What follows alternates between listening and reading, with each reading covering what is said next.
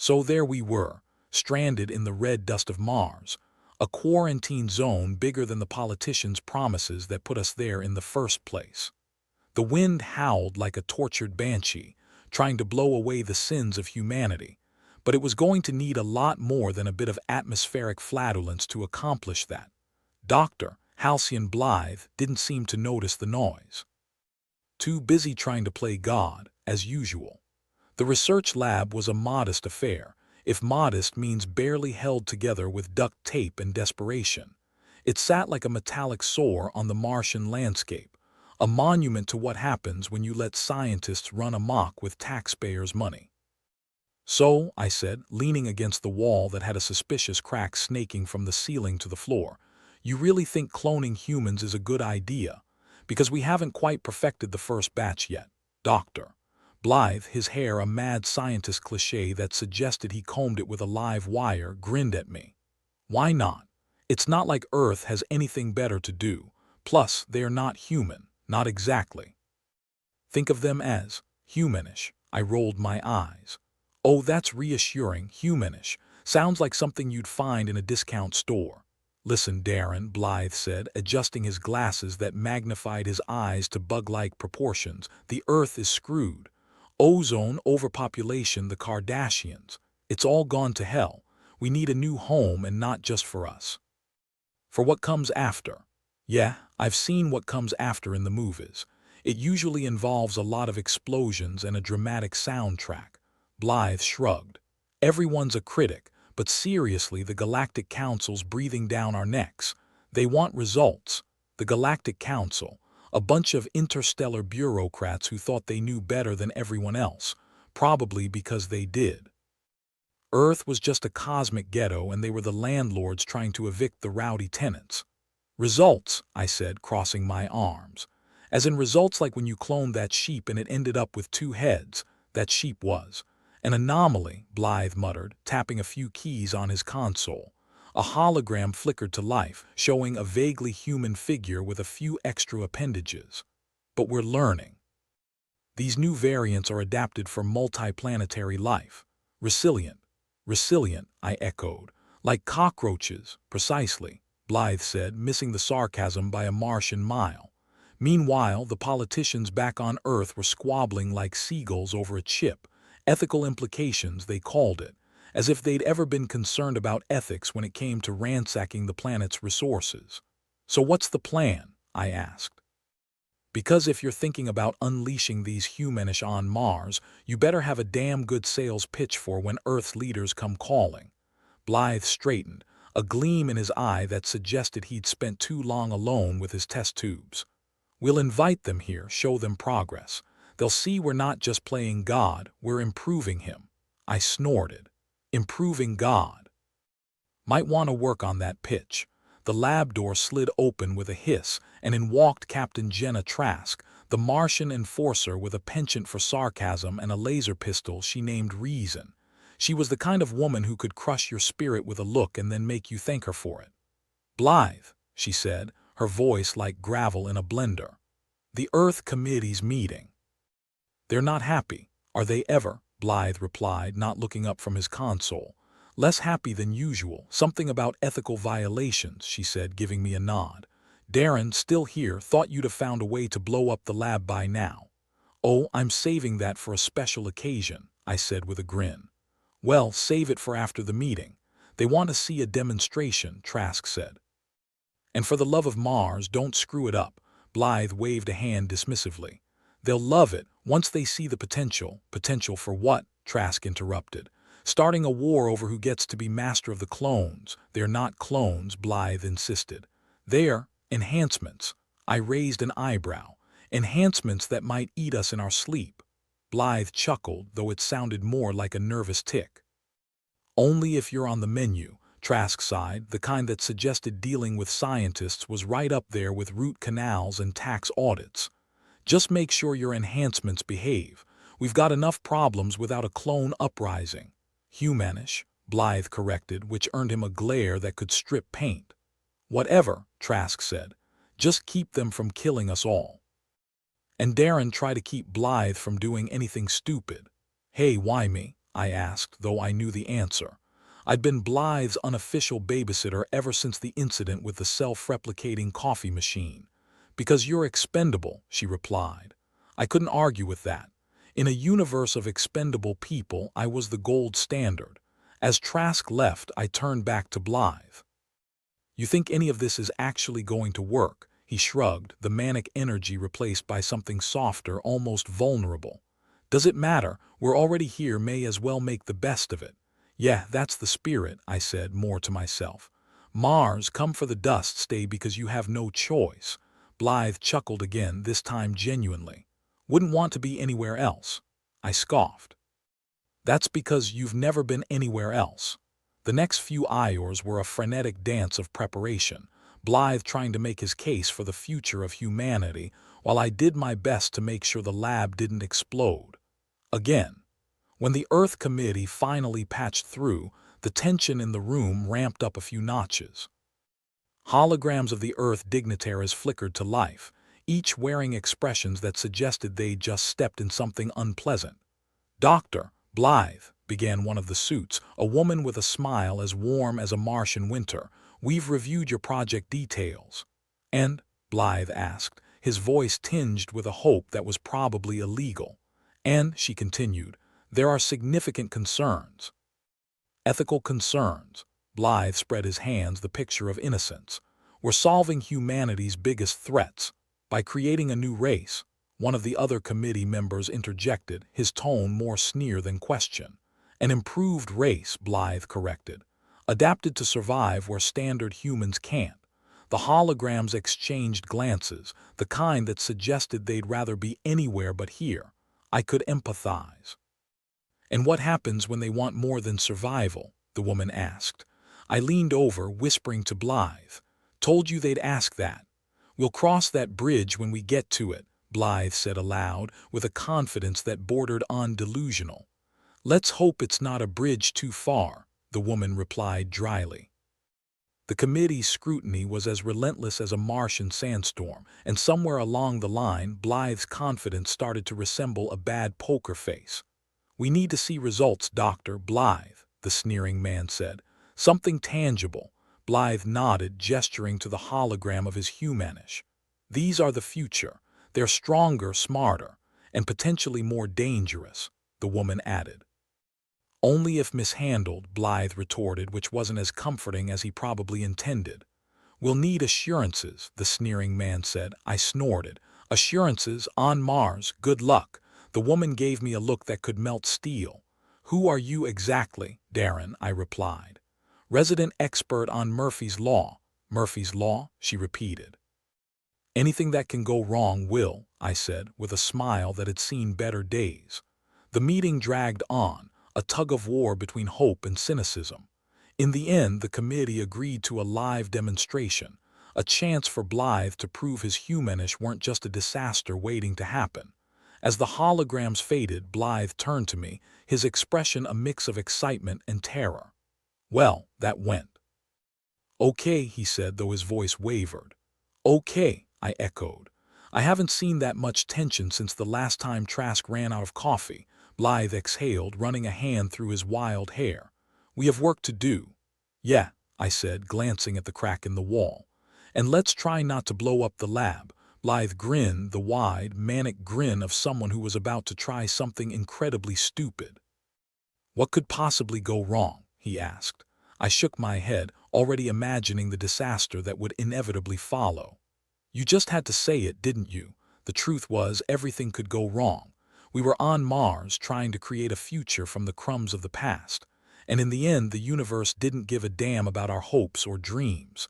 It only cared about survival, whether we were ready for it or not. And as the Martian winds howled outside, I couldn't help but feel that we were on the brink of something big, either greatness or catastrophe. Probably both. And knowing our track record, we were about to find out the hard way. The Martian council chamber was about as welcoming as a dentist's waiting room, only with fewer magazines and more power trips. The room was packed with delegates, each more self-important than the last, and the atmosphere was thick with a blend of desperation and red dust. Senator Lark presided over the meeting, a charismatic pain in the ass who could sell a ketchup popsicle to a woman in white gloves. He was also the kind of guy who made you want to check your pockets after shaking hands. I leaned back in my chair, trying to appear casual, while Blythe fussed with his notes, muttering to himself about scientific breakthroughs and the future of humanity. Truth was, if you left him to it, he'd mutate us all into something that could survive a nuclear winter and still complain about the weather. Lark tapped his microphone, his voice a mix of honey and arsenic.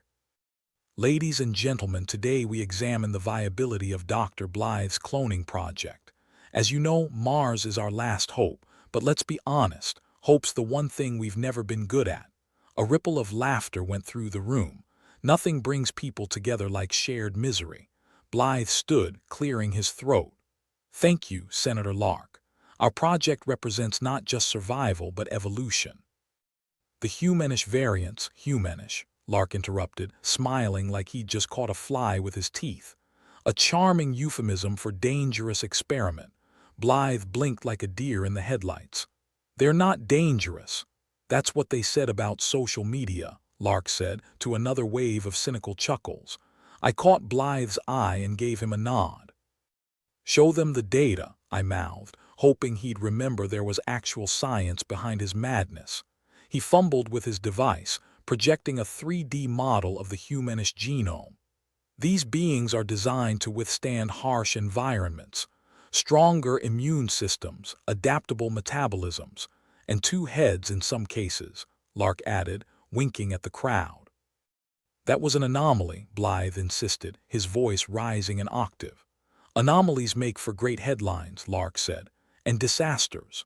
The room buzzed with murmurs, and I could see Blythe's confidence deflating like a cheap air mattress. I leaned toward him. You're losing them, Doc. Got any tricks up your sleeve that don't involve doubling up on noggins? Blythe nodded, taking a deep breath. These humanish are the key to our survival. We have no choice. No choice, Lark echoed, pouncing on the phrase like a cat with a wounded mouse. We always have choices, Dr. Blythe. Some just end in extinction. The room fell silent, the only sound the distant wail of the Martian wind. It was a sound that reminded you just how far from home we really were. Blythe, desperate to regain control, pressed on. The Galactic Council has mandated this project. We are their frontier, their hope. And what about ethics, Dr. Blythe? Lark asked, his voice dripping with faux concern. Do we sacrifice them in the name of progress? Ethics, I muttered under my breath. That's rich coming from politicians. Before Blythe could respond, the chamber doors slid open and Captain Trask strode in, her presence like cold water on a hot frying pan. She nodded to me before fixing her gaze on Lark. Senator, she greeted, her tone as sharp as her sidearm. Captain, Lark replied, inclining his head. Here to keep us in line. Someone has to, she shot back, her gaze sweeping the room. Doctor, Blythe's project may be controversial, but it's a damned sight better than doing nothing while Earth burns. Lark raised an eyebrow, clearly enjoying the verbal sparring. I'm merely exploring all possibilities, Captain. And I'm exploring the possibility of getting back to work, Trask said, her patience thinner than a Martian atmosphere. Lark chuckled, leaning back in his chair. Very well. We'll table the discussion until a later date, pending further reassurances. As the delegates filed out, Blythe slumped back into his seat, staring at his notes like they'd betrayed him. I clapped a hand on his shoulder. Could have gone worse, I offered. How? He asked, genuinely curious. You could have actually promised them 2 heads, I said, grinning. Blythe managed a weak smile. Thanks, Darren. Just then his device pinged an incoming message. He glanced at it and his expression shifted from defeat to confusion. What is it? I asked. He hesitated, then turned the screen toward me. The message was simple and chilling. Asterisk, they are coming. Protect your work. Asterisk, who's coming? I asked, my mind racing through possibilities, none of them good. No clue, Blythe said, his voice barely a whisper. But I have a feeling they're not bringing cupcakes. Could be the Galactic Council tightening the screws, I suggested. Or someone else. Someone else. The kind of someone that didn't send polite emails. The kind that preferred explosions over conversations. Think it's a bluff? Blythe asked, trying to sound hopeful. Hopes for people with nothing left to lose, Doc, I replied. We've got plenty to lose. Trask, who'd been lingering nearby, approached us. Trouble, always, I said. Seems Blythe's got a fan club and they're not asking for autographs. She read the message and frowned. We'll increase security, but it's not like we're Fort Knox up here. I looked around at the makeshift lab, the rattling air vents, the flickering lights. More like Fort Cardboard. Better than Fort Nowhere, she said. Barely. Blythe was already pacing, his mind no doubt racing with worst-case scenarios. We need to protect the data, the samples. If they're destroyed, I get it, Trask interrupted, but we can't protect what we can't see coming. Then we need to find out who's behind this, I said, a plan forming. We've got connections, right? People who owe us favors. More like people who owe us money, Trask corrected. But I'll see what I can do. Blythe nodded, regaining some of his composure. Let's focus on securing what we can. Time's not on our side. Is it ever? I asked, already moving toward the security console to see what we could cobble together in the name of defense. As we scrambled to fortify the lab, my mind kept drifting back to that message.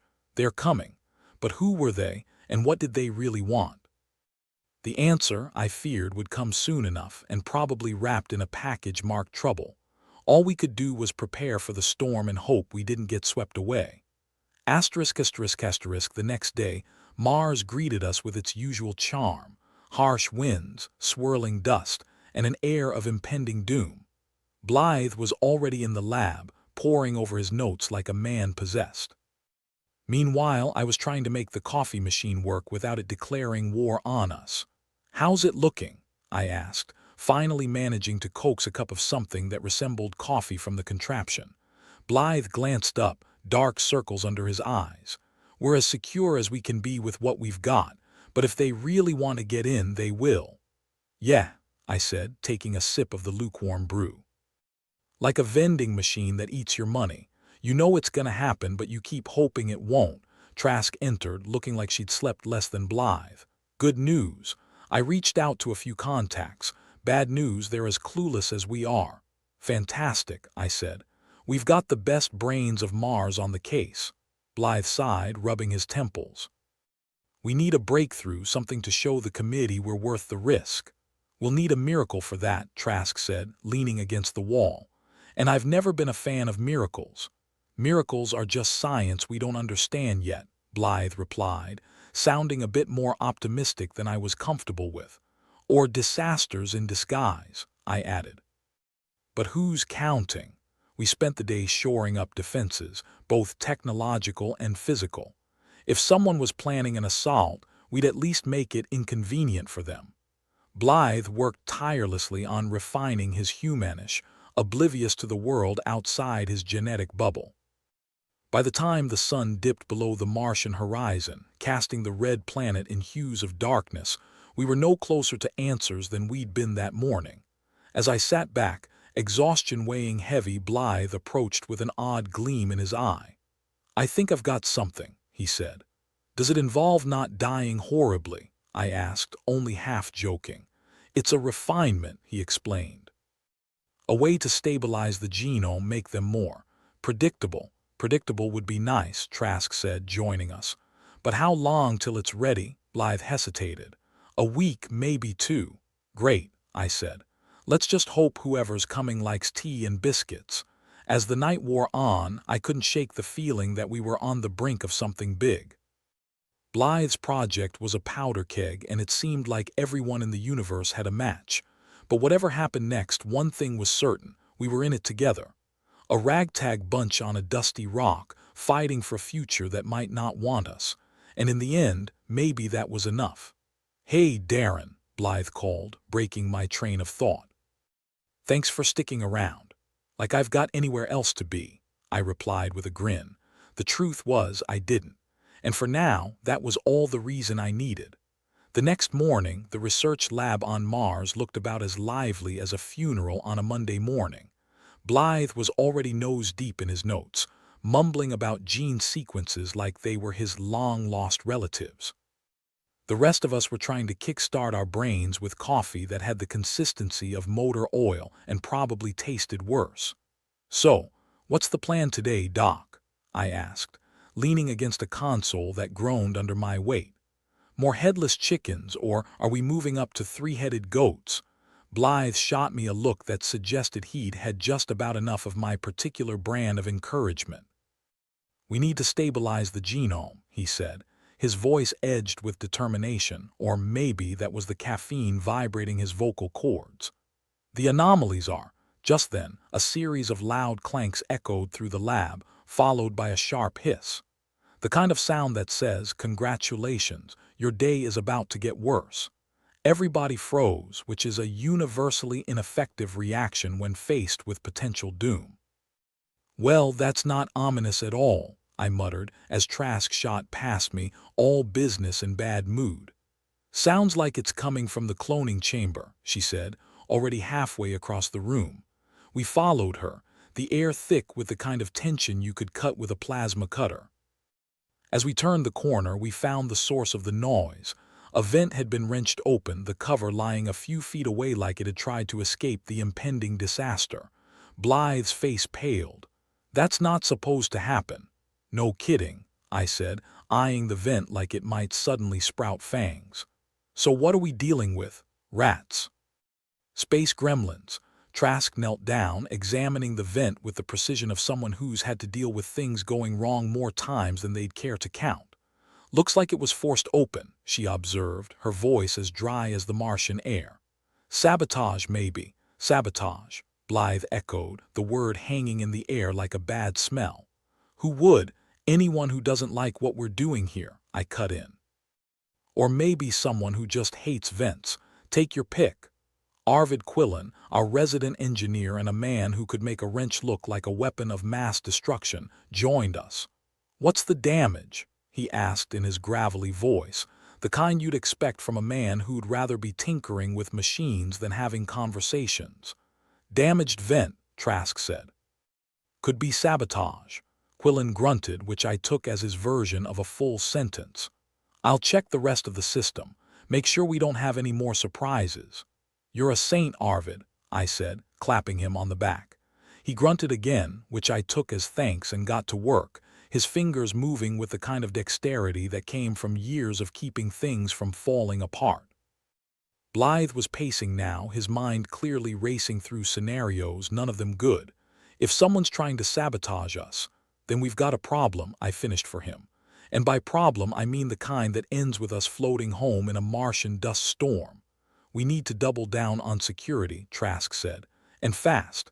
If someone's already inside, they might try again." "Great," I said. "So we're playing hide and seek with someone who has a head start. Just what I always wanted." Blythe nodded, finally snapping out of his stupor. "We need to secure the data, the samples. I can't risk losing everything." "Leave it to us," Trask said, her tone brooking no argument. "Darren, you help Arvid.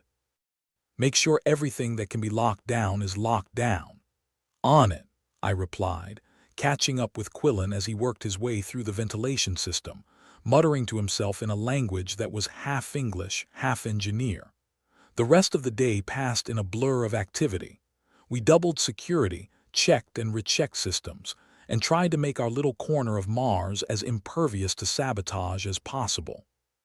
All the while, Blythe continued his work, his determination a beacon amidst the chaos. As night fell, casting its long shadows across the Martian landscape, I found myself alone with Trask, the lab finally quiet. "So, who do you think's behind this?" I asked, leaning back in my chair, exhaustion tugging at my eyelids. "Could be anyone," she replied, her voice distant. "Someone from Earth thinking Blythe's project is a threat, or someone up here not wanting to share resources. Or maybe it's the space gremlins," I joked, but my heart wasn't in it. Trask snorted. "If it's gremlins, we're screwed." "Yeah," I agreed, rubbing my eyes. Fun times. We sat in silence for a moment, the weight of the situation pressing down on us like a Martian dust storm. "You ever feel like we're just spinning our wheels?" I asked finally. Like we're fighting a fight we can't win. Trask didn't answer for a moment, her eyes fixed on the dark horizon. All the time, she said quietly. But what else can we do?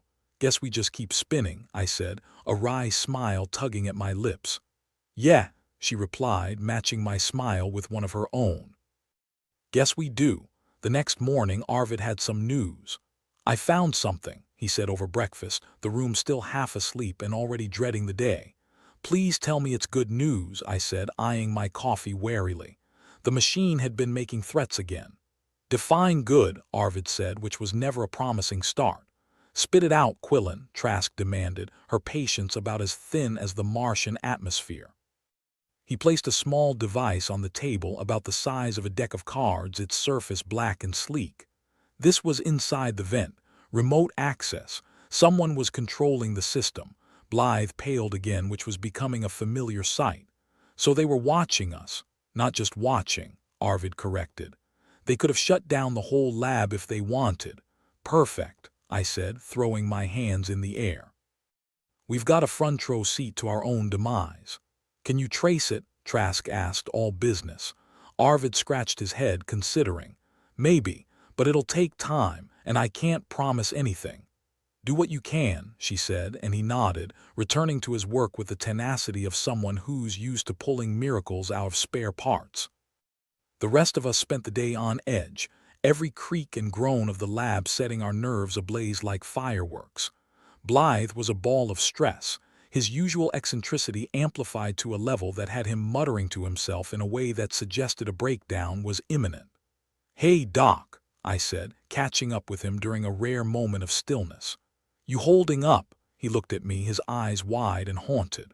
I can't lose this project, Darren, it's everything. I know, I said, trying to sound reassuring, but stressing about it won't help. We'll figure this out. Will we? He asked, genuine uncertainty in his voice. I shrugged, which was about as much of a commitment as I was willing to make. We've got no other choice, he nodded, taking a deep breath. I suppose you're right. Always am, I replied with a smile, though it felt as hollow as a Martian cave. The day dragged on, the tension in the air like static that wouldn't discharge. Arvid worked relentlessly, his focus sharpening into a tool that cut through the chaos. By nightfall, he had some progress to report, which was more than I'd been expecting. I think I've got a lead, he said, gathering us around the main console. Well, don't keep us in suspense, I said, my voice a mix of sarcasm and genuine curiosity. It's a relay, Arvid explained, highlighting a map on the screen. Someone's bouncing their signal through multiple points, but I managed to trace it back to a location just outside the settlement. So, it's local, Trask asked, her eyes narrowing. Looks like it, Arvid confirmed. Whoever's behind this doesn't want to be far. Blythe looked like he might collapse from relief or terror, it was hard to tell. What do we do? Trask crossed her arms, her expression hard. We pay them a visit, see what they're up to. Sounds risky, I said, though the idea of getting proactive sent a thrill through me. Everything's risky, she replied with a shrug. But if we sit around waiting for them to make the next move, we might not get another chance. Let's do it, Blythe said, surprising us all with his sudden conviction. I can't just wait, I grinned. Look at you growing a pair. He rolled his eyes, though there was a ghost of a smile there too. Don't get used to it.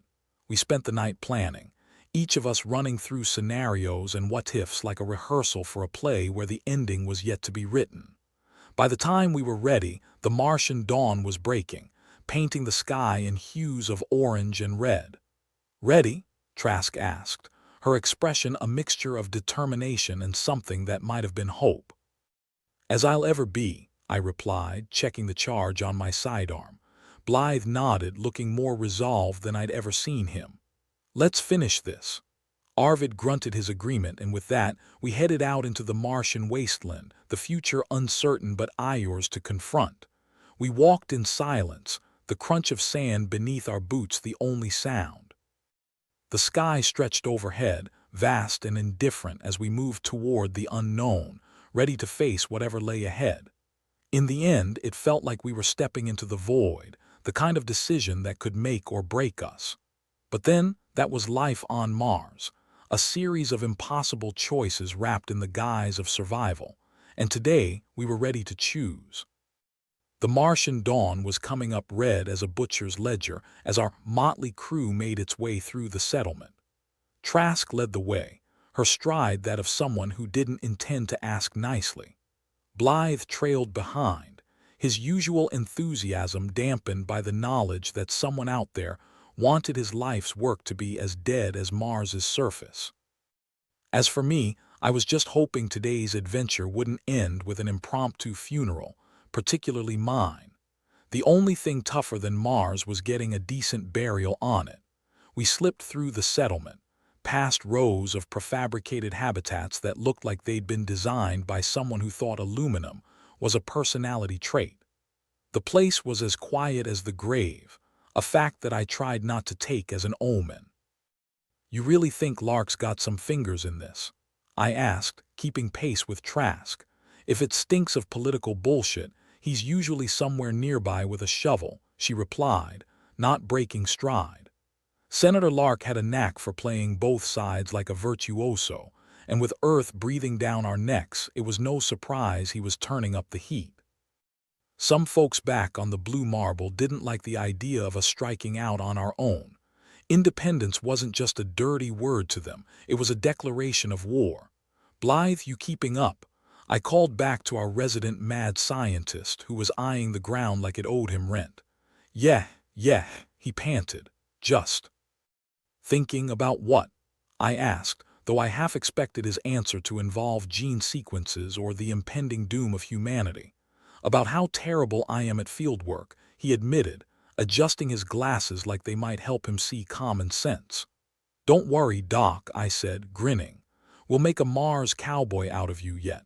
We approached the edge of the settlement, where the structures thinned out into a barren expanse.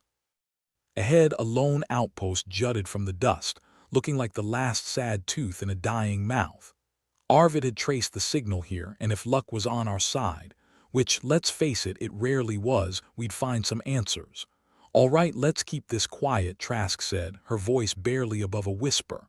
"I don't want to spook whoever's hiding in there, spook them," I said, raising an eyebrow. "The only thing scary about us is Blythe's hair, hey?" Blythe protested, running a hand through his wild mane. "I prefer eccentric." We took our positions around the entrance, Trask signaling for Arvid to do his thing. The engineer moved with the kind of efficiency that suggested he'd done this before, possibly in less sanctioned circumstances.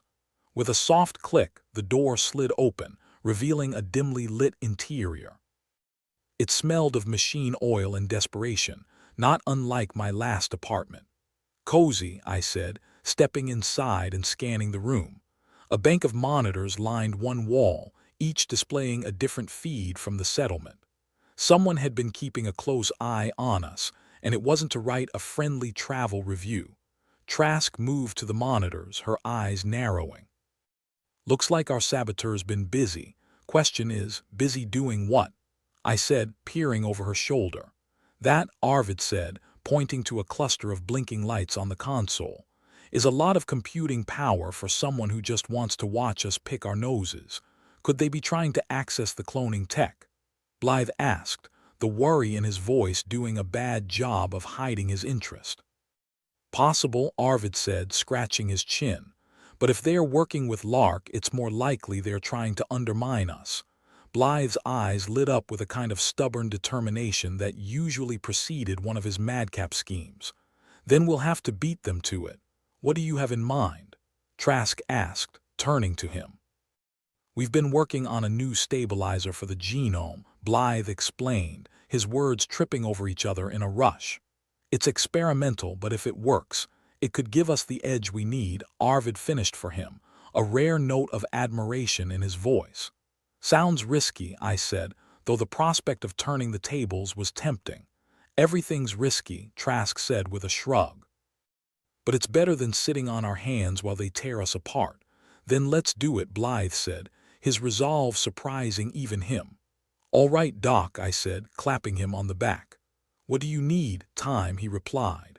"And a whole lot of luck. Time we can manage, Trask said, her expression hardening like a rock in the Martian sun. As for luck, we'll just have to make our own. We spent the next few hours in a whirlwind of activity, each of us focused on our part of the plan. Blythe and Arvid worked on the stabilizer, their combined expertise turning what had once been a pipe dream into something that might just save our skins. Meanwhile, Trask and I worked on fortifying our position, setting up defenses that would give even the most determined saboteur pause. It wasn't much, but out here on Mars, you learned to make do with what you had, mainly because what you had was usually a whole lot of nothing. As the hours dragged on, the tension in the outpost grew thick enough to cut with a dull knife. Blythe's excitement was infectious, though, and for the first time in what felt like forever, there was a glimmer of hope. "We're close," Blythe announced, his eyes alight with the kind of manic energy that suggested he'd been into the coffee reserves again. "Just need to finalize a few calculations." "Good," Trask said, glancing at the monitors. Because we might have company soon, we all turned to the screens where a dust cloud was slowly making its way toward us. Our saboteur wasn't just watching anymore. They were coming to finish the job. "Well, isn't this just peachy?" I muttered, checking the charge on my weapon. "Looks like we'll have a front row seat to our own little showdown. Think it's Lark?" Arvid asked, his fingers tapping restlessly on the console.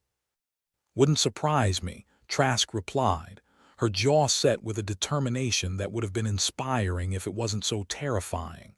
"He's never been one to let others do his dirty work." "Let's hope Blythe's got a miracle up his sleeve," I said, peering through the window at the approaching dust cloud. Blythe looked up, his expression a mix of anxiety and excitement. "It's ready," he said, holding up a small vial like it was the Holy Grail. "What do you want us to do with that?" I asked, eyeing the liquid inside with suspicion. "Inject it into the cloning sequence," Blythe explained, his excitement bubbling over. "It'll stabilize the genome and theoretically create a perfect human clone." "Theoretically," I repeated, not liking the sound of that. "It's our best shot," Arvid said, already moving to set up the equipment. Trask nodded, her expression softening ever so slightly. "Then let's make it count." As Blythe and Arvid worked, the rest of us prepared for the inevitable confrontation. The outpost was quiet, the kind of quiet that comes before a storm. We all felt it, the sensation that something big was coming, and we were right in its path. When the dust cloud finally reached us, it wasn't just Lark. He'd brought friends, the kind with guns and a bad attitude. They surrounded the outpost, their faces hidden behind masks that did a poor job of concealing their hostility. "Senator Lark," Trask called out, her voice carrying an authority that demanded respect. "I'd say this is a surprise, but that'd be a lie," Trask, Lark replied, stepping forward. "You always did have a talent for understatement." "Cut the crap, Lark," I said, keeping my weapon trained on him. "What do you want?" "I think you know," Lark replied, his gaze shifting to Blythe. "The project's a threat and I can't allow it." "Then you'll have to kill us," Blythe said, surprising everyone, including himself with his boldness. "Blythe's right," Trask said, her stance unwavering. "We're not backing down." Lark's expression hardened, and for a moment it seemed like we were at a stalemate. Then Blythe stepped forward, the vial still in his hand. "You might want to reconsider," Blythe said, his voice steady. "We've made a breakthrough. One I think you'll want to hear about." Lark hesitated, his eyes narrowing. "What kind of breakthrough?" "A stabilizer," Blythe explained, holding up the vial. "It will make the cloning process viable. No more failures, no more anomalies. Just perfect human clones." Lark's interest was piqued, and for a moment I thought we might have a chance. "And you expect me to believe you?" Lark asked, skepticism etched on his face. "Do I look like someone who's bluffing?" Blythe replied, his voice carrying a conviction that left no room for doubt. Lark considered this, weighing his options. Finally, he nodded, a reluctant respect in his eyes. "All right," he said, "show me." With that, Blythe placed the vial into the machine, his hand steady as he initiated the sequence. The room was silent, each of us holding our breath as the process began. Minutes stretched into an eternity, and then, finally, the machine beeped. Blythe stepped back, his face a mix of exhaustion and triumph. "It worked," he said, his voice barely above a whisper. Lark stepped forward, peering into the chamber where the new clone lay. For the first time, the senator looked uncertain, as though he was realizing the magnitude of what we'd achieved. "Looks like you've got your miracle," Trask said, a wry smile playing at her lips. "Guess we'll have to see what you do with it," I added, lowering my weapon. Lark nodded, the tension in the room slowly dissipating. "I suppose we will," he said, a note of grudging respect in his voice. And with that, we'd bought ourselves time. Time to figure out what came next, and time to decide how far we were willing to go for a future that seemed more uncertain with every passing moment. As Lark and his men departed, leaving us to our victory, I couldn't help but wonder what the hell we'd gotten ourselves into. But then, that was life on Mars. One impossible choice after another, each more dangerous than the last. And somehow, against all odds, we were still standing. The moment Lark and his merry band of bureaucratic brigands sauntered out, leaving us with a clone and a ticking time bomb of uncertainty, the reality of our predicament slapped us square in the face. It was the kind of wake-up call that made you wish you could hit snooze for about a decade. "Well, that was a laugh," I said, trying to shake off the adrenaline like a bad Martian hangover. "Yeah, nothing like a good old-fashioned showdown to get the blood pumping," Trask replied, her expression hinting at the disappointment of someone who had hoped for a bit more blood and a lot less pumping. Blythe, meanwhile, was still buzzing around the new clone like a proud parent at a science fair, oblivious to the fact that parenting, in this case, involved ensuring your kid didn't turn out to be a homicidal maniac. "She's perfect," Blythe declared, looking at the clone through the glass with the kind of admiration usually reserved for sunsets or five-star reviews. "Perfectly terrifying," I quipped, folding my arms. "So what do we call her? Clonica? Replicandi? Something with a bit more dignity, perhaps," Blythe suggested, clearly under the impression that dignity was an attribute we had in spades. "Dignity?" I snorted. "We lost that somewhere back on Earth, probably in customs," Trask cut in, her voice as sharp as ever. "Name her whatever you want later. We've got bigger problems." "No kidding," Arvid said, massaging his temples as if trying to squeeze out a headache. "We're barely holding this place together, and now we've got a clone to babysit." Blythe bristled at the term. "She's not a baby." "Yeah, well, she ain't exactly a lotto ticket either," I pointed out. "More like a wild card that'll either save our asses or bite him." It was Blythe's turn to roll his eyes. "Always the optimist, Darren." "Hey, I just call it like I see it," I shot back. "And right now, I see a hell of a lot of problems and not nearly enough solutions." Trask nodded, her gaze hardening. "Lark's not going to back off just because we showed him what we can do. If anything, he'll come back with more firepower." "Great," I muttered. "Just what we need, more uninvited guests." The air inside the outpost was thick with tension, the kind that could strangle a lesser group. But we'd been through worse. Like that time the oxygen recycler broke, and we had to breathe recycled complaints for a week. "We need to get that stabilizer working on a larger scale," Blythe said, returning to the task at hand with laser focus. "Prove to the Galactic Council that this project is viable. And how do you propose we do that?"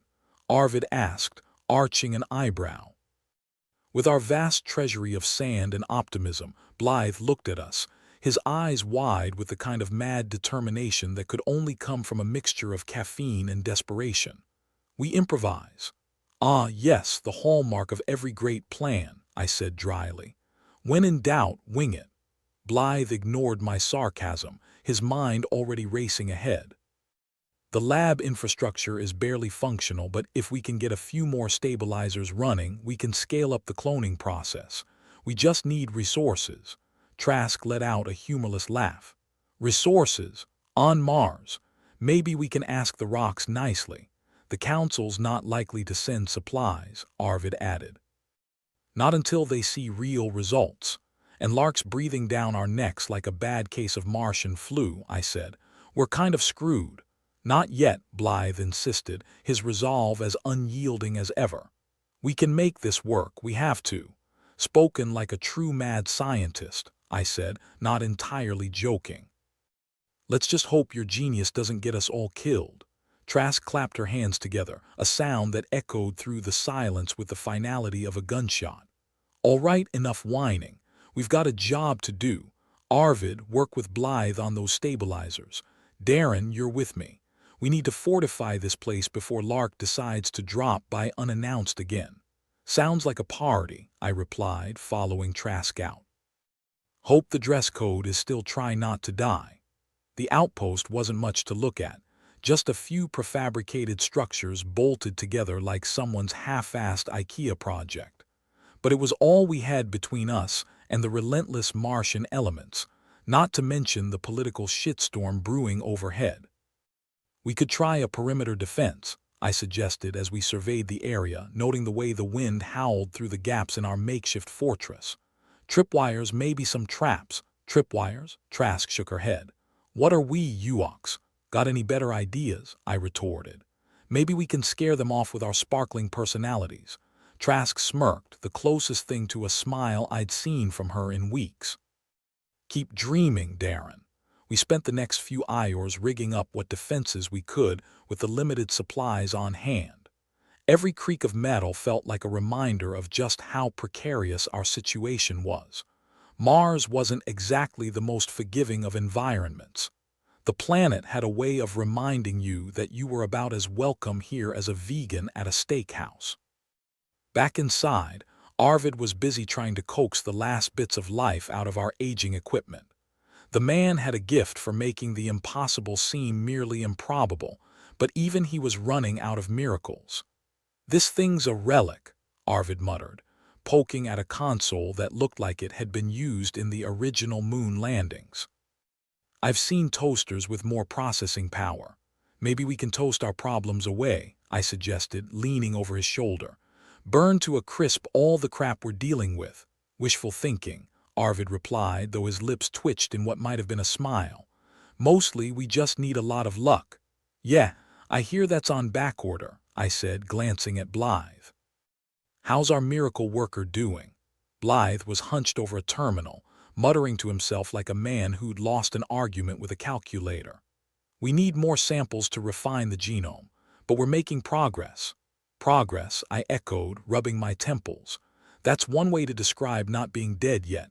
Every step forward counts, Blythe insisted, his eyes gleaming with that familiar mix of genius and insanity. We're closer than you think. Let's hope closer doesn't get us killed, I replied, my optimism in short supply. Mars has a way of chewing people up and spitting them out. Trask rejoined us, her expression as grim as ever. Lark's not going to let us do this without a fight. We need to be ready. I let out a short, humorless laugh. The only thing I'm ready for is a drink and a nap. Preferably in that order. Keep dreaming, Trask said, though there was a hint of camaraderie in her voice. We'll celebrate when we're out of this mess. Celebrate or commiserate? I asked, arching an eyebrow. Both, Blythe interjected, grinning like someone who'd bet his life savings on a long shot and was starting to think he might actually win. The hours dragged by in a haze of caffeine and determination, each of us pushing past the point of exhaustion. We worked like men, and women, possessed, driven by the knowledge that failure wasn't an option, not with the fate of humanity hanging in the balance like a particularly precarious game of Jenga. As the day waned into the kind of Martian night that made your bones ache with the cold, Blythe glanced up from his work, eyes bloodshot but triumphant. We've got the stabilizers running. Well, hallelujah, I said, though my voice was more sardonic than celebratory. Maybe we won't die horribly after all. Don't jinx it, Darren, Trask warned, checking the monitors for any sign of movement.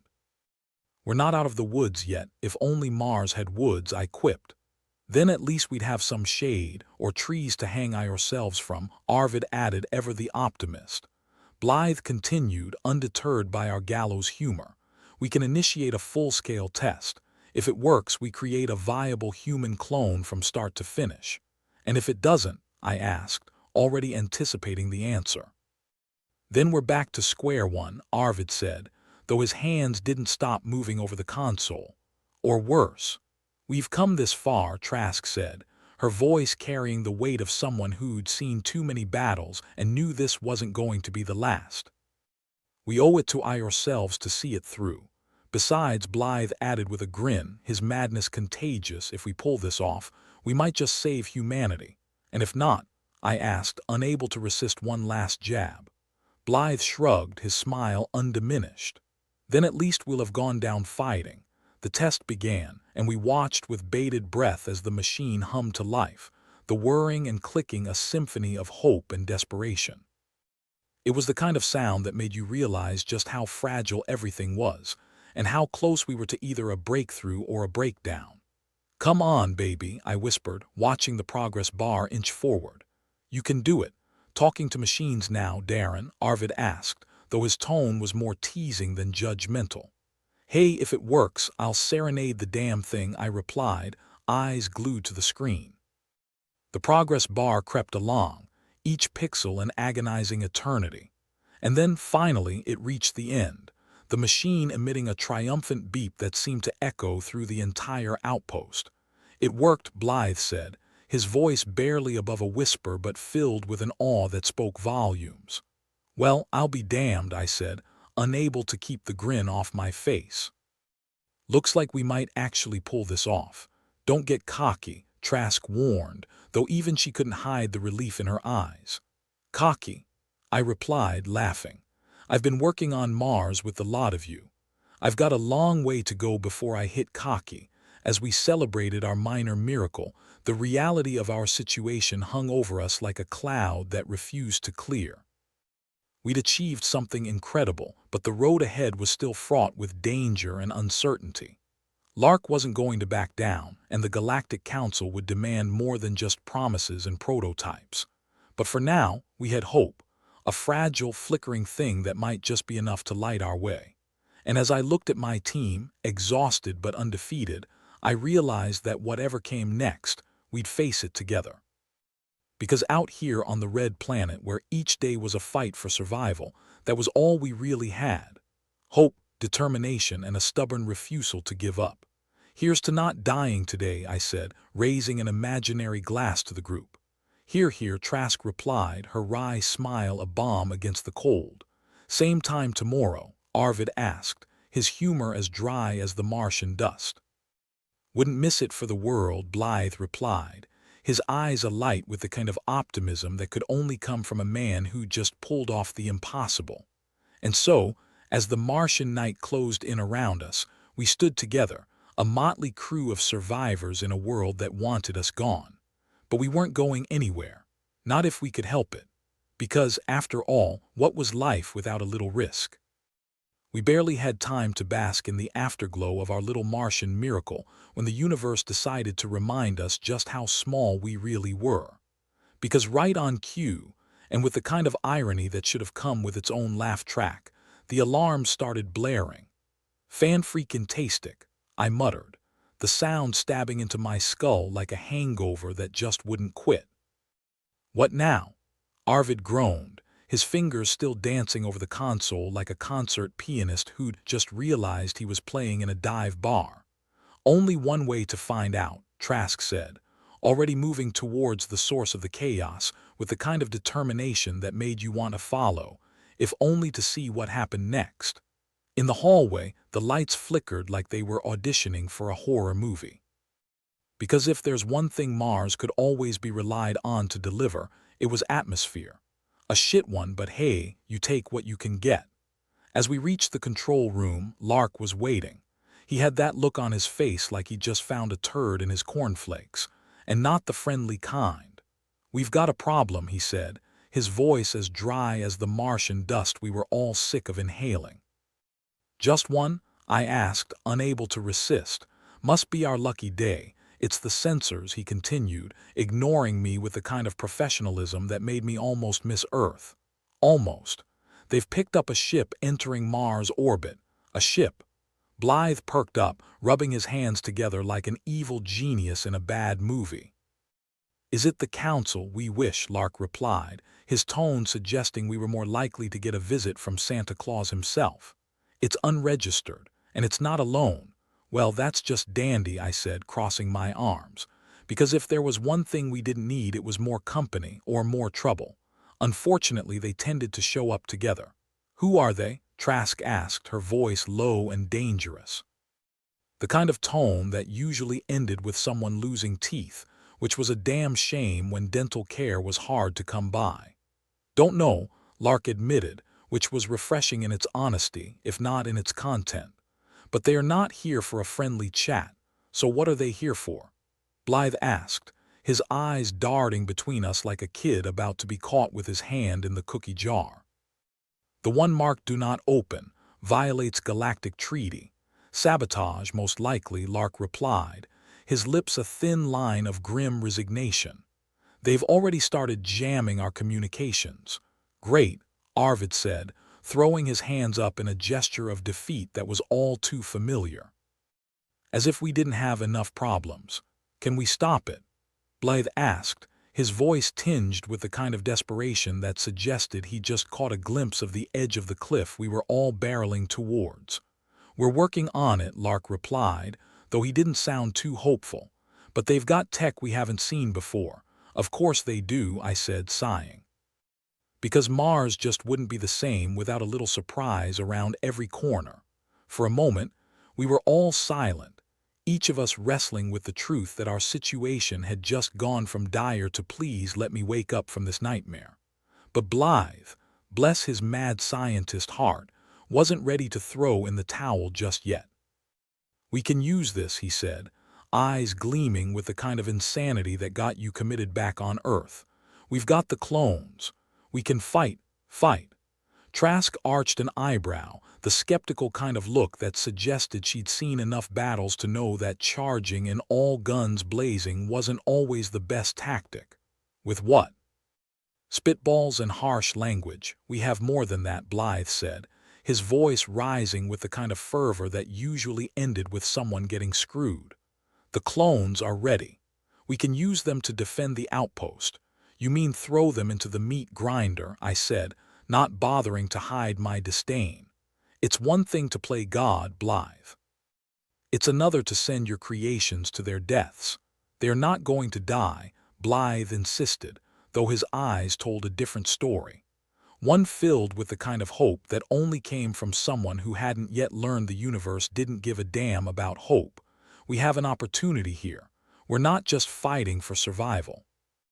We're fighting for the future. Or we're just fighting," Trask said, crossing her arms with the kind of determination that suggested she was ready to go 10 rounds with the universe and come out on top. "Or die trying." "Either way," Lark interjected, his voice a sobering reminder of the bigger picture. "We don't have much choice. If they are here to sabotage us, we can't afford to just sit back and wait. So what's the plan?" I asked, leaning against the console in a way that suggested I was far more relaxed than I actually was. "We need to secure the perimeter," Lark said, his voice all business now, as if he hadn't just dropped the news that we were under attack. "Arvid, can you boost our sensors?" "I can try," Arvid replied, his fingers already flying over the console like a pianist on speed. "But no promises. Blythe, you and Darren work on the clones," Lark continued, his gaze shifting to me like he was handing me a live grenade and expecting me to just run with it. "Great," I said, pushing away from the console. Because if there's one thing I always wanted to do, it's play with gene-spliced dolls. "And Trask," Lark said, his gaze settling on her like a hawk eyeing its prey, "I need you to coordinate defenses. We've got to be ready for anything." "On it," Trask replied, already moving with the kind of purpose that suggested she wasn't going to wait around for the universe to screw us over. She'd take the fight to them, come hell or high water. As we split up, a strange sense of calm settled over me. Not the kind that made you think everything was going to be all right, but the kind that reminded you that whatever happened next, you'd face it head on. After all, if Mars was going to chew us up and spit us out, we might as well give it indigestion. Back in the lab, Blythe was already hard at work, moving between terminals like his life depended on it. And given the circumstances, He might not have been far off. "We've got to hurry," he said, his voice tinged with a nervous energy that suggested he was operating on caffeine and pure adrenaline. "Yeah, because it's not like we're on borrowed time or anything," I replied, rubbing the back of my neck as I watched him work. "What's the plan?" "We activate as many clones as we can," Blythe said, his fingers flying over the keyboard with the kind of precision that made you wonder why he hadn't been a concert pianist instead of a mad scientist. "They'll buy us time." "Time?" I echoed, raising an eyebrow. "Time for what?" "An ice cream social. Time to figure out who's behind this," he replied, shooting me a look that suggested I wasn't nearly as funny as I thought I was. "We need answers, Darren, and we're not going to get them by sitting around twiddling our thumbs, so, what? We just throw them out there and hope for the best?" I asked, feeling the weight of what we were about to do settling on my shoulders like a lead blanket. "Pretty much," Blythe said, and for a moment I saw the uncertainty in his eyes, the kind that suggested he knew exactly what he was asking and was just as scared as the rest of us. "All right," I said, clapping him on the shoulder in a gesture that was as much for me as it was for him. "Let's make some magic happen." As we worked, the clones began to stir, their movements slow and uncertain at first, like newborns taking their first steps. It was both awe-inspiring and terrifying, knowing that we were about to send them into battle for a fight they didn't even know they were a part of. "Ready?" Blythe asked, his voice a quiet reminder of the gravity of what we were about to do. "Ready as I'll ever be," I replied, though my heart was pounding in my chest like a drumbeat that just wouldn't quit. With a nod, Blythe activated the clones, their eyes blinking open as they came to life, awareness dawning in their gaze like a sunrise over a battlefield. "Go," he said, his voice barely above a whisper, and they moved, heading out into the frigid Martian night with the kind of determination that made you believe, for just a moment, that we might actually stand a chance. As the clones moved into position, I couldn't help but feel a strange sense of pride, knowing that we were doing everything we could to protect our little patch of red dirt. It wasn't much, but it was ours. Back in the control room, Trask was a whirlwind of activity, coordinating defenses with the kind of skill that suggested she'd been doing this far too long. "Status?" she asked as I entered, her gaze unwavering as she kept an eye on the monitors. "Clones are in position," I replied, glancing at the screens that showed the perimeter of our outpost. "They are ready." "Good," she said, her voice a steady anchor in the chaos. "We'll hold them off as long as we can, and then?" I asked, though I wasn't sure I wanted to hear the answer. "And then we fight," she said, her eyes meeting mine with the kind of determination that made you believe that no matter how bad things got, we'd face it together. Because out here on Mars, where each day was a struggle just to survive, that was all we really had. A stubborn refusal to give up and a willingness to fight for every inch of ground. And if the universe didn't like it, well, it could go to hell. The first shots rang out, the sound echoing through the night like a promise of things to come. But instead of fear, I felt a strange sense of calm settle over me, knowing that whatever happened next, we'd face it together. "Here's to not dying today," I said, echoing my earlier toast as the battle began. And as the first wave of attackers hit our defenses, I couldn't help but think that maybe, just maybe, we stood a chance. Because on Mars, where nothing was ever easy and everything seemed stacked against you, hope was a fragile thing. But it was also the only thing that kept you going when all else failed. And as the battle raged on, I knew that whatever happened next, we'd fight for what was ours. Because after all, what was life without a little risk? Well, if Mars wanted chaos, it sure got a front row seat. The clones were out there facing an unknown enemy, and we were stuck inside with Blythe, whose idea of a good time apparently involved waking up an army of biologically modified soldiers. Just like old times, if old times meant impending doom and questionable ethics. Are all scientists this delusional, or are you just a special kind of crazy, Blythe? I asked, watching him fumble with the controls like a kid who'd found his dad's gun collection. "Delusional. No. Visionary? Absolutely, Blythe replied, rubbing his hands together with the kind of enthusiasm that could get you committed. This is our legacy. Yeah, sure. A bunch of half-baked clones about to become Martian mulch. Quite the legacy, I muttered, shaking my head. Outside, the clones were moving with a coordinated precision that was as unnerving as it was impressive. I had to hand it to Blythe. For all his mad scientist SH-stick, he'd managed to do something right. The thought was almost comforting, but then I remembered we were in the middle of a potential massacre, and the comfort evaporated faster than water on a hot skillet. Arvid was still at his console, fingers tapping away with the kind of intensity that suggested he was either a virtuoso or really needed to pee. I'm boosting the sensors. We'll know where they are before they know it themselves, he said, not even looking up. Let's hope they're too stupid to figure out they're being outsmarted by a bunch of meat puppets, Trask added, her voice dripping with sarcasm.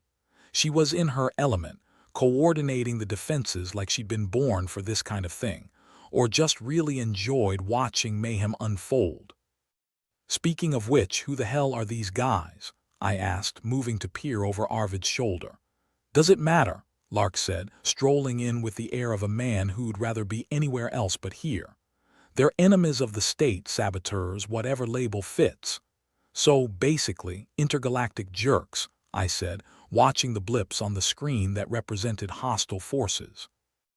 Honestly, if these guys had half a brain, they'd have turned around and gone home. That's one way to put it, Lark replied, his tone flat. He was about as enthusiastic as a funeral director at a wedding. But we're not going to let them screw up what we've been working for.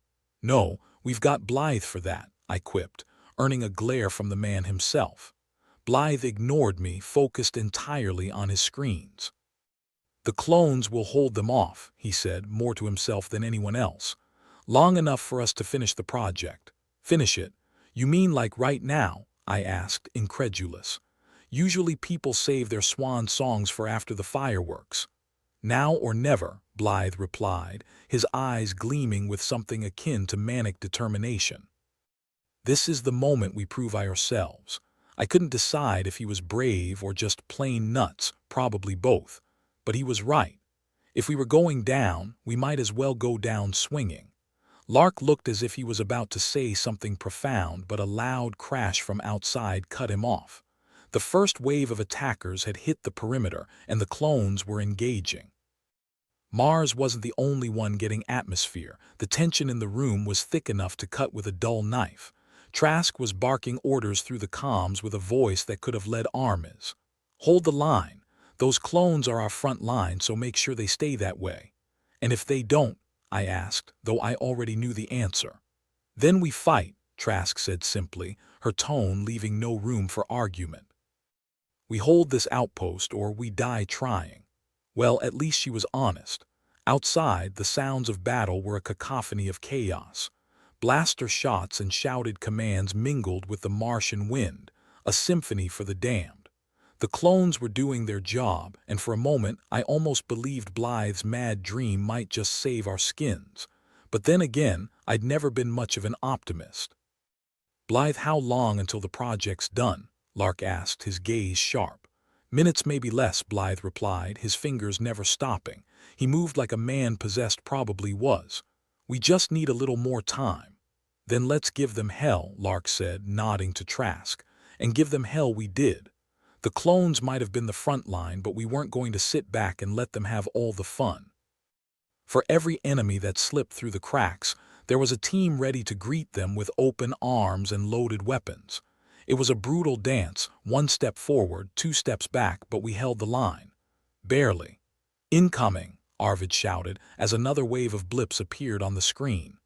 How many more of these idiots do we have to deal with? I asked, ducking as a shot rang too close for comfort. As many as it takes for them to figure out they're not welcome, Trask shot back, returning fire with grim efficiency. You're surprisingly chipper for someone in a firefight, I said, taking a shot of my own and missing spectacularly. Chipper, Trask scoffed. More like resigned to the insanity. Keeps me from murdering you all in your sleep. That's comforting, I muttered, reloading. The battle raged on, each passing minute feeling like an eternity. We were holding but just barely, and the stress was doing terrible things to my blood pressure. If I survived this, I'd need enough medication to sedate a horse. "Blythe, how's it coming?" I shouted over the din, praying for some good news. "Almost there," he replied, voice full of adrenaline as he moved between screens. "Just a few more adjustments. We don't have much longer," Lark warned, eyes on the monitors like they were the last lifeline in the universe. "You think I don't know that?" Blythe shot back, the snapping tension in his voice as brittle as dry twigs. "I'm doing the best I can." "Well, do better," I barked, feeling the pressure mount. Outside, the clones were fighting fiercely, but they were outnumbered, and it showed. Even the best plans went to hell when reality decided to join the party. "We need to pull back," Trask said, her tone sober. "We're losing ground." "Pull back where?" I asked, desperation creeping into my voice. "There's nowhere left to go." "Then we make our stand here," Trask replied, leveling her gun with a calm that belied the storm raging around us. "Defend this place like it's the last bar on Mars," I muttered, "because it damn well might be." "Drinks are on you if we make it out," she said, giving me a half-smile that was equal parts humor and hopelessness. "Deal," I replied, though it felt like making promises on borrowed time. The next few minutes were a blur. Blaster fire, shouted commands, the thrum of adrenaline pounding in my ears. But through it all, one thing remained clear: we had to hold on. "Blythe," Lark shouted, urgency in every syllable. "Now would be a good time for a miracle." "I've got it," Blythe yelled back, a triumphant grin splitting his face as he hit the final command. "It's done." The lab hummed with energy, and for a moment everything else faded into the background. The cloning project, the damn thing that had brought us to the brink of disaster and possibly salvation, was complete. "You did it," I said, a little breathless from more than just the fight. "Yeah," Blythe replied, almost disbelieving. "I did, but there was no time to celebrate. Outside, the battle still raged, and we were far from out of the woods." "Now what?" Lark asked, though his eyes already held the answer. "Now we unleash them," Blythe said, his voice full of the kind of hope that had gotten us into this mess in the first place. "Our new species." "Unleash, huh? Sounds like something you'd say before releasing a pack of wolves," I said, smirking despite myself. "Let's just hope they're hungry," Trask added, her voice as steely as her gaze. With a few keystrokes, Blythe sent the command. The new species, his final creation, was ready to join the fray. I didn't know what to expect. Monsters, saviors, something in between. But what emerged was unlike anything I could have imagined. They moved with a grace and power that defied explanation, and as they entered the battlefield, it was like watching nature's most perfect predator unleashed on an unsuspecting prey. The tide turned almost immediately. The saboteurs, those intergalactic jerks, didn't stand a chance. They were overwhelmed, outmaneuvered, and thoroughly outclassed. It was brutal, it was beautiful. And as the last enemy fell, I realized we'd done it. By some miracle or madness, we'd survived. "Well, I'll be damned," I said, watching the new species in awe. "Join the club," Trask replied, holstering her weapon with a satisfied smirk. "We made it," Blythe said, his voice a mix of exhaustion and relief. "Yeah, we did," I replied, though I couldn't shake the feeling that we'd just opened a whole new can of worms. But for now, we were alive, and that was enough. Mars might have tried to chew us up, but we'd clawed our way back, kicking and screaming the whole way. "Here's to making it out in one piece," I said, raising an imaginary glass to the ragtag group that had somehow pulled off the impossible. And maybe, just maybe, we'd earned a moment of peace in the chaos. Because out here in the vast, uncaring expanse of space, that was worth more than all the riches in the universe. The silence after a battle is a curious thing.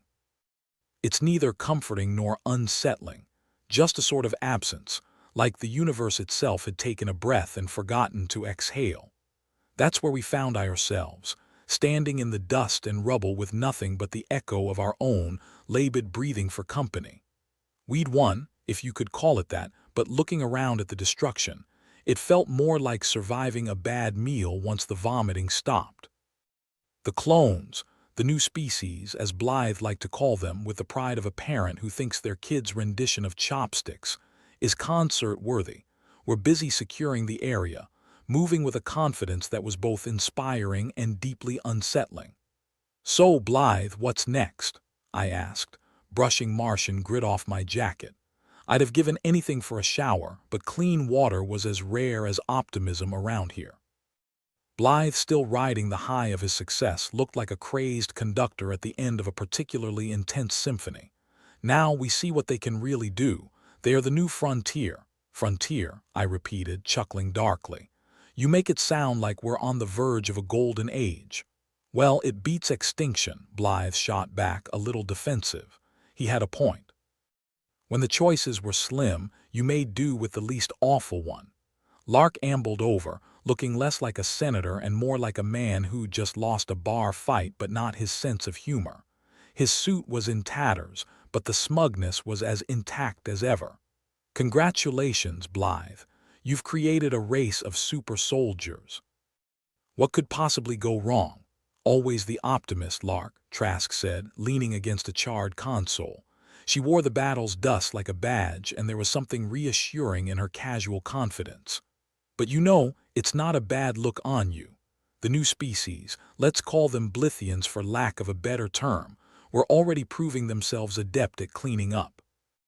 They moved with a purpose, securing the perimeter and ensuring the saboteurs didn't have any unpleasant surprises left in store for us." Watching them, I felt a mix of admiration and trepidation, like seeing a lion tamer get mauled and wondering if he had it coming. "So these Blithians," I said, still trying to wrap my head around it, "they're gonna be our ticket out of this mess." Blythe nodded, a gleam in his eyes that suggested he was already planning his next mad endeavor. "They're more than just soldiers. They're a new beginning." "A new beginning," I echoed, skepticism dripping from my words. "Let's just hope it's not the start of a horror movie." "Have a little faith, Darren," Blythe replied, grinning like a kid who'd just discovered that firecrackers and toilets don't mix well. "This is a turning point." "Yeah, well, most turning points end up as cul-de-sacs," I muttered, earning a chuckle from Trask. The comms crackled to life, Arvid's voice cutting through the stillness. "Sensors are clear. No more surprises." "Good," Trask said, pushing off the console. "I was starting to think Mars was trying to evict us." "You can't blame Mars," Lark replied, straightening his tie like it would somehow make a difference. "We're the undesirable tenants." As the Blithians continued their work, Blythe's gaze turned contemplative. "Imagine what we can achieve with this," he said, more to himself than anyone else. "With the Galactic Council breathing down our necks, this success could redefine our position. Or paint a larger target on our backs," I pointed out, ever the cynic. "You think Earth's gonna let us play with our new toys without throwing a tantrum? Earth's already on its last legs." "They need us more than we need them," Blythe said, though the tremor in his voice suggested he was trying to convince himself as much as us. "Sure, but they're not above cutting off their nose to spite their face," I said, shaking my head at the absurdity. "And in this case our face is sitting on Mars." "Point taken," Blythe conceded, glancing at Lark. "Which is why we need to make this work. Independence isn't just a dream, it's a necessity." "And if it goes south?" Trask asked, arms crossed.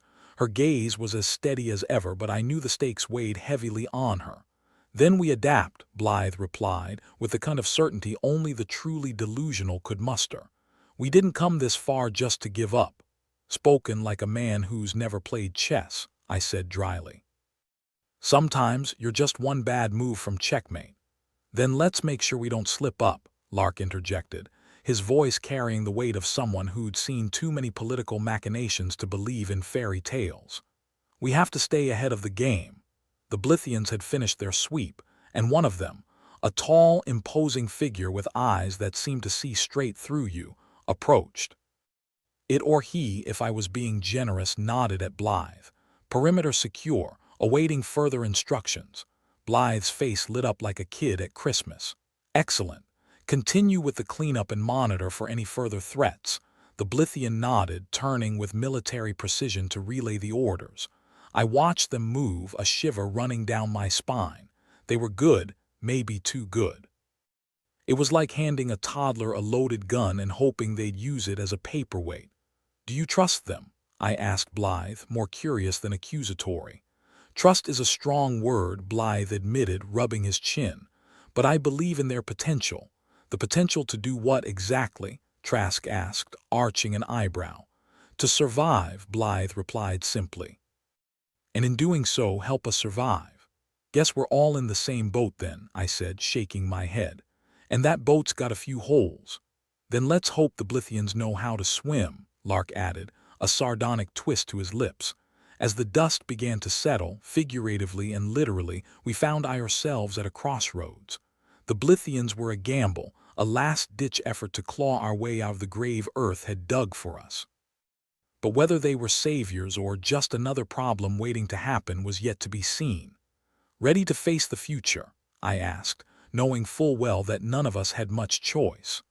"Ready as we'll ever be," Blythe replied, nodding to the Blithians, who were already proving themselves as valuable allies or formidable foes, depending on your perspective. The Martian sky was starting to change, the pale light of the sun casting long shadows over the outpost.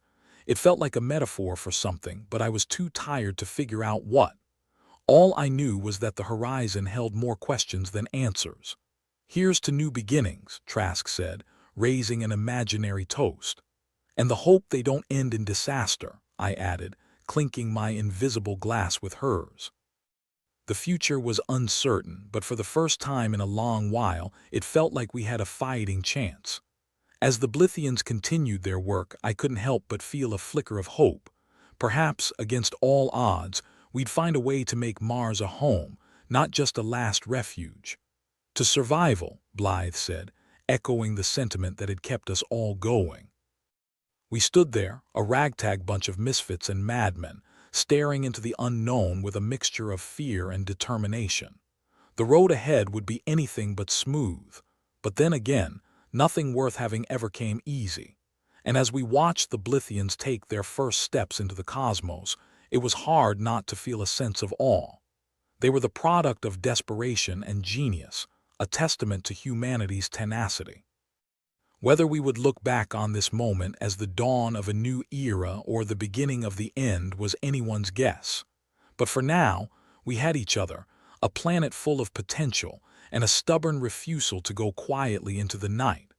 "Let's get to work," Lark said, breaking the spell. And so we did, because in the end, that's all we ever could do.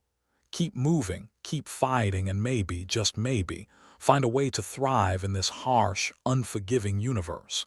Because if there's one thing humanity's good at, it's surviving against the odds, even when we're the biggest threat to ourselves.